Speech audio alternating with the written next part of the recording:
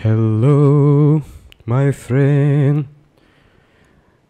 Welcome back to another konten tentang PMO. Jadi ceritanya, lu relapse nih.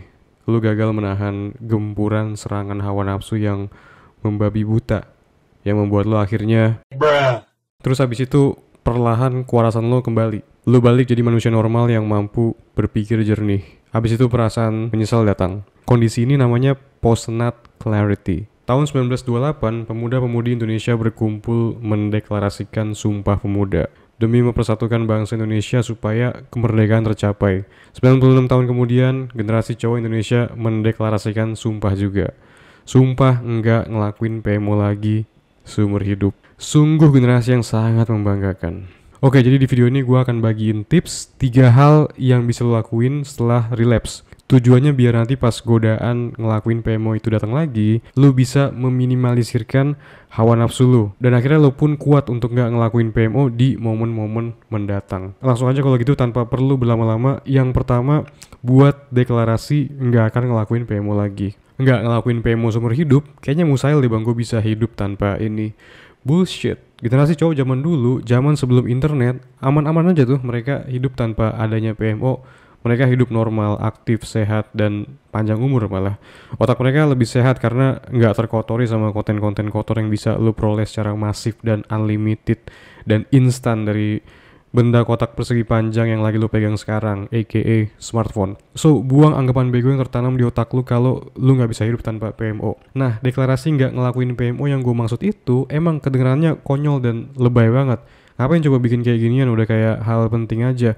Well, my friend, PMO itu permasalahan super penting banget di hidup lu yang harus lu tanganin segera. Lu tahu sendiri gimana dampak negatifnya ke kehidupan lu. Permasalahan serius ditanganin secara serius juga dong. Masa main-main, nanti nggak kelar-kelar dong. Makanya bikin deklarasi itu menurut gue berpengaruh banget. Caranya gimana bang? Gampang banget. Lu ambil selfie, foto wajah lu, komuk nyesel lu, terus lu buka Microsoft Word atau Google Docs, tulis 1 atau 2 paragraf yang mengatakan lu menyesal sekaligus berjanji buat nggak ngulangin PMO lagi. Di dokumen itu upload juga foto lu dan habis itu lu print itu dokumen terus tempel di kamar lu, di meja belajar lu atau di tembok deket kasur lu tidur biar lu selalu teringat. Bang, kalau gua nggak punya printan dan malu kalau ngeprint di luar nanti abangnya ngeliat ini dokumen, lu bisa screenshot dokumennya terus jadiin wallpaper di HP atau di laptop lu. Terus bang, kalau misalnya ada temen atau ortu masuk ke kamar gua ngelihat dokumen deklarasi gua, itu gimana bang? Ya bagus dong, lu jadi malu dan dari rasa malu itu semangat lu buat berhenti PMO jadi makin naik. Jangan cuma bikin deklarasi dengan lu komen di video gua janji untuk nggak ngelakuin PMO lagi, ini yang terakhir kalinya.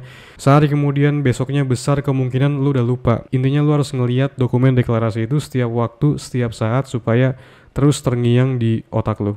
Hey, sebelum kita lanjut, buat lo yang belum tahu, gue nulis ebook panduan lengkap berhenti PMO. Terutama buat lo yang mau terbebas dari kebiasaan kotor ini, yang pengen sehari-hari pikirannya jernih, jadi lebih semangat buat ngelakuin hal yang sulit, dan gak terganggu sama hasrat buat ngelakuin PMO, gue pengen lo klik link di deskripsi untuk dapetin ebook ini. Ebook ini gue jamin bakal ngasih lo ilmu yang gak bakal lo temuin dimanapun, supaya bisa terbebas dari kebiasaan kotor PMO ini. Link ada di deskripsi.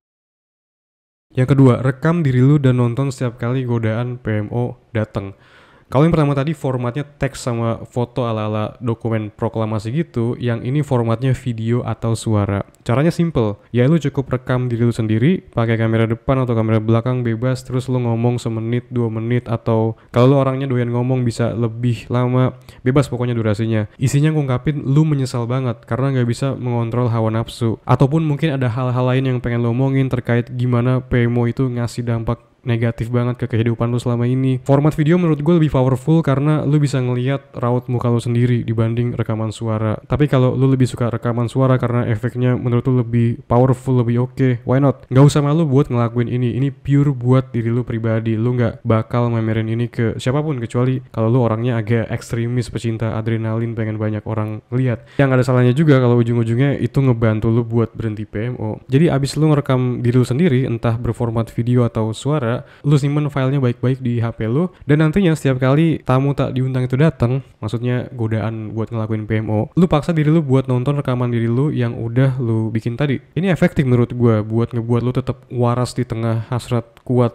lu buat masak mie kocok. Kewarasan jiwa adalah kunci buat bertahan dari gempuran serangan godaan PMO. Dengan lu nonton rekaman lu gimana lu menyesal banget, karena relapse, lu jadi termotivasi buat nggak ngelakuin kesalahan yang sama. Yang ketiga dan yang terakhir yang lu harus lakuin ketika akhirnya relapse yaitu membabat habis seluruh file 3GP yang lu simpen di HP atau laptop. Post-nut clarity adalah momen terbaik buat lu untuk menumpas habis seluruh koleksi film Lautan Biru yang lu simpen di HP, laptop, flash disk, hard disk atau Google Drive, iCloud, dimanapun itu.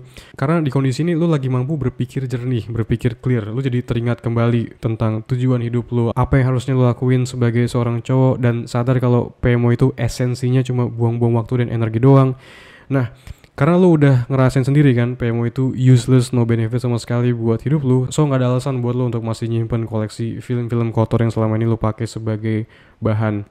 Bahan apa itu?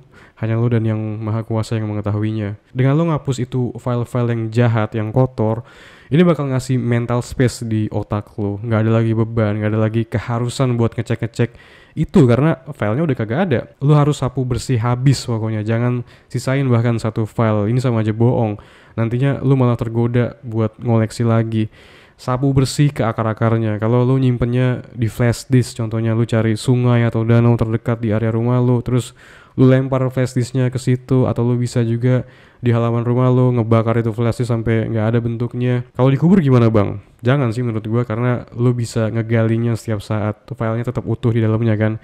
Intinya lu harus hancurkan dan musnahkan. Kalau di laptop jangan cuma delete karena filenya masih ada di recycle bin dan lu masih bisa buat dapetin kembali. Coba komen gimana pendapat lu. Mungkin lu punya teknik tertentu yang pernah lu lakuin setelah relapse, dimana abis itu lu jadinya mampu buat menahan godaan PMO mendatang, supaya yang lainnya yang nonton video ini bisa kebantu juga. Jangan lupa like dan share video ini, dan subscribe buat lo yang belum subscribe. Baca ebook Panduan Berhenti PMO yang gue tulis, ini udah terbukti banget ngebantu mengupgrade perspektif lo tentang fenomena PMO ini.